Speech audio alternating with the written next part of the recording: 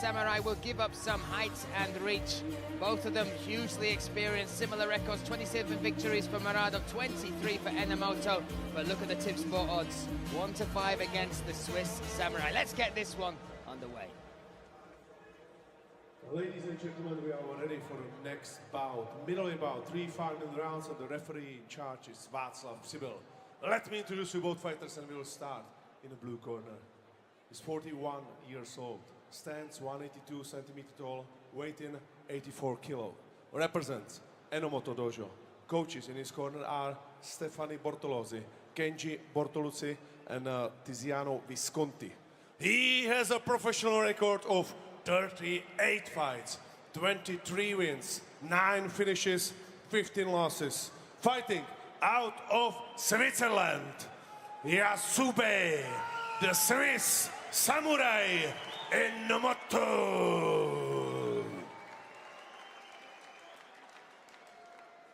Across the cage in the red corner, 35 years old, 190 centimeters tall, weight in 84.3. MMA Ankos and MMA Monster. Coaches in his corner are Petr Monster Kníže and Marek Jinsky. He has a professional record of 36 fights, 27 wins, 20 finishes, 1 no contest and 8 losses. Representing Neruda Cup team Tip Sport and fighting out of Uzbekistan, Mahmoud Muradov.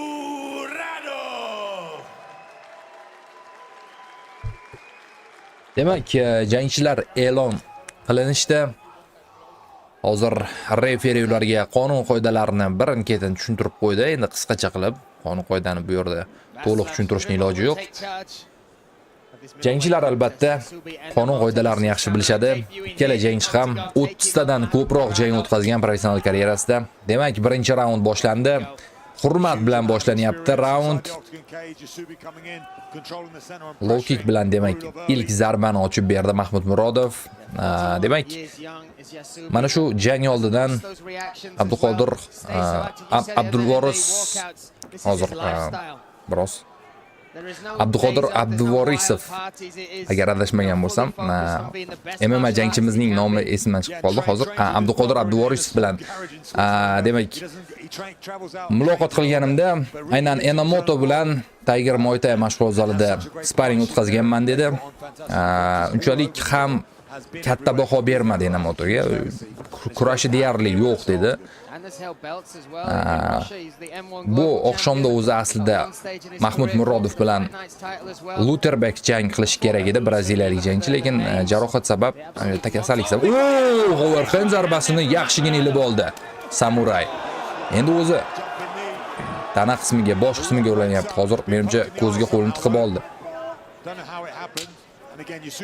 Davom etadi jang. Referi o'zlaring kelishib olasizlar dedi, menimcha. Aralashib o'tirmadi.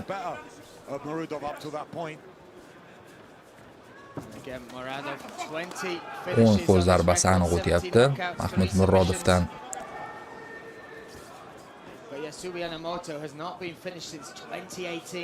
Hozircha Mahmud Murodov yaxshi ko'rinyapti. Nokaut ko'rishimiz ham mumkin. Ko'rdingiz, og'ir zarbani o'tkazdi. O'zi overhand va flying zarbalari bu kalit zarbalar Mahmud Murodov uchun.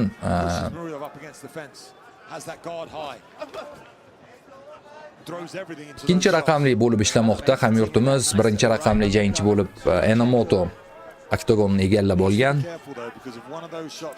Mahmud Murodov himoyadan harakat qilmoqda. Tana qismiga zarba, bosh qismiga bo'lgan hujum aniq chiqmadi. O'ng qo'l zarbasi Murodovdan. Hozircha og'ir zarbalarni ko'rmay qo'ydik. Birozga to'xtab qolishdi, temp biroz pasayyapti. Oldinga boryapti. Mana bu yerda parterga harakat. Bittada olib o'tdi Mahmud Murodov. Ortiqcha harakat ham qilib o'tirmadi.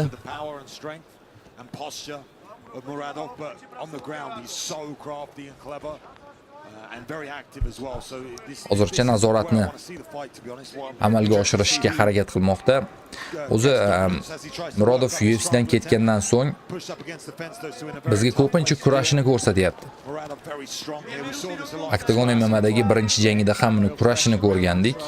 Kurash tushib raqibni mag'lub qilgandi, 3 raund qiynab. Bu safar ham mana shunday ssenariyni ko'rish ehtimolimiz yo'q emas. But there was still a lot of danger and a lot of pressure from Yusubi, so putting an MMO on his back with a minute and 30 seconds remaining in this first round, very intelligent, high fight IQ. Bosh qismiga zarba Mahmuddan. Next to his name that he has. You see in the corner there, another legend of Czech MMA, Petr Monster Kanije. Those two have been together throughout the career of Nazoratni amallab turibdi. Hozircha zarbalar yo'q, lekin nazorat bor. Foot on the hip here from Enomoto, going to maybe try and work his legs up, but Muradov just bullying him here up against the fence. Iloji bo'lsa zarbalar ham qo'shish kerak. Taking To'g'risini aytaman, birinchi jang o'zi UFC'dan ketgandan so'ng birinchi jangga Mahmud Murodovni zerikarli o'tgan. Agar bu jang ham shunday o'tadigan bo'lsa, bilmadim, muxlislarni o'zi eski Mahmud Murodovni ko'rish umidlari biroz kamayib qolsa kerak. Endi albatta asosiysi g'alaba, lekin jangni odamlar miriqib ko'rish uchun tomosha qilishadi baribir. trying to pass around to the right side. Brazilian Jiu-Jitsu black belt, 6 submissions on his record. Hozircha zarbalar minimal darajada tana qismiga yengil zarbalar yo'lladi Mahmud. Qo'yib yubormayapti Enomotoni. Muradov is something that's so hard to deal with in this weight class. O'ng qo'l zarbasi mana endi hujum boshlanyapti. 10 seconds now left in round number 1. Bosh qismiga zarbalar beryapti. So'nggi 10 soniya. Endi risk qilsa ham bo'ladi. Bemalol turib zarbalar berishga harakat qilsa, lekin unday qilgani yo'q. Umuman turib ketib qo'ya qoldi. Ikkinchi raundda demak davom etadi jang. Hozircha tanaffus. Makes him feel uncomfortable. Muradov looking relaxed. Wanted to stay on this card again. There was talk, well, there is talk, obviously, of the potential fight between him and Kinsel in June at the Fortuna Arena. So when Yolton Lutabak came out, many people thought he'd want to come off the card, just take that fight, work towards that. But he was adamant he wanted to perform. He wanted to put this camp to the test here. And that says a lot about him as well, right? That's him as a competitor, where he is right now. He's not just looking for, you know, the marquee fights. He just wants to fight. Here's that right hand he landed. The rocks, Yusubi. You don't see Takroriy lavhalarni bizga namoyish etishmoqda. going to the body well as well. I like seeing Muradov on the feet. I like seeing him striking. He's so explosive and athletic. Great hands, great hands. Ikkinchi raundga jangchilar taklif qilinishmoqda. All the judges agree. First round goes to Mahmud Muradov.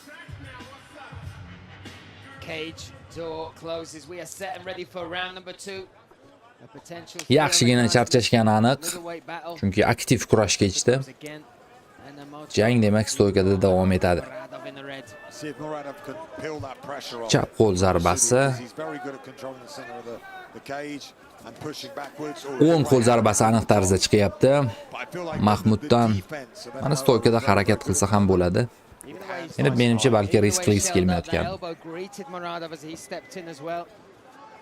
Oh, nice too. and I feel like Muradov a little bit lazy on the defense. His offense. Oldinga boryapti Enomoto, birinchi raundda bo'lgani kabi orqaga bir mana havodagi nokaut do'stlar.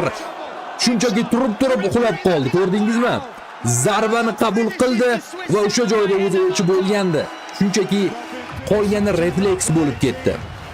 Instinkt ishlab o'zi kurashga kirib ketib qoldi menimcha. O'zi ba'zi videolarda ko'rgan bo'lsangiz kerak, jangchilar nokaut bo'lib qolgandan keyin hakam bilan, referi bilan kurashib ketishadi.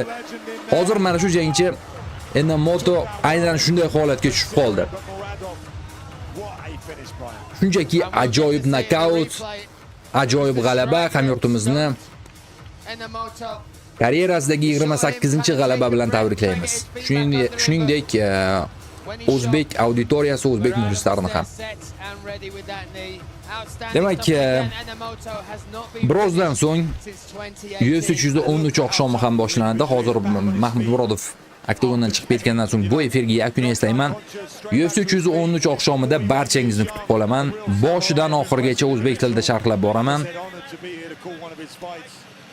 Qiziqarli janglar guvohi bo'lamiz. Bu esa Mahmud Murodovning sevgan yori.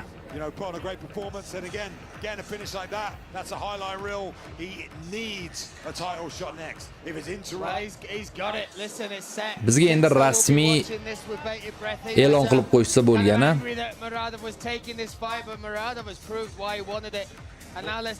Takroriy lavhani ko'ramiz. 10 qo'l zarbasi bo'ldi, mana o'chib bo'lgandi. Ishtonni ham ko'tarib qo'ydi.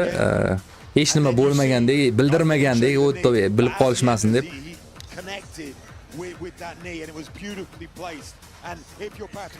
Qisqasi ajoyib g'alaba ko'rdik.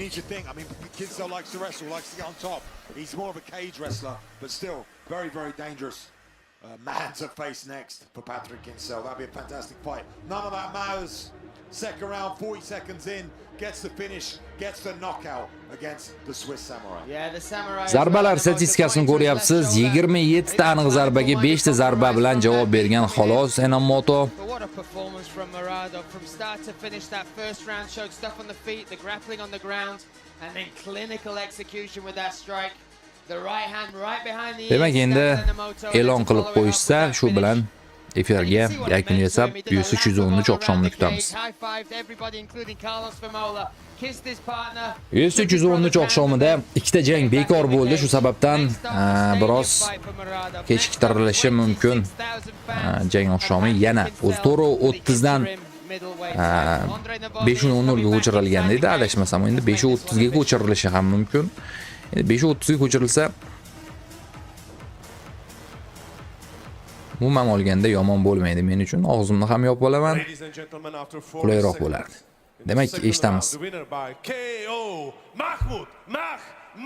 Mahmud Murodov nokaut bilan g'alaba qozonyapti. Do'stlar, men demak efirga yakun yasayman. Sizlar bilan Shohrux Abubakirov bo'ldi.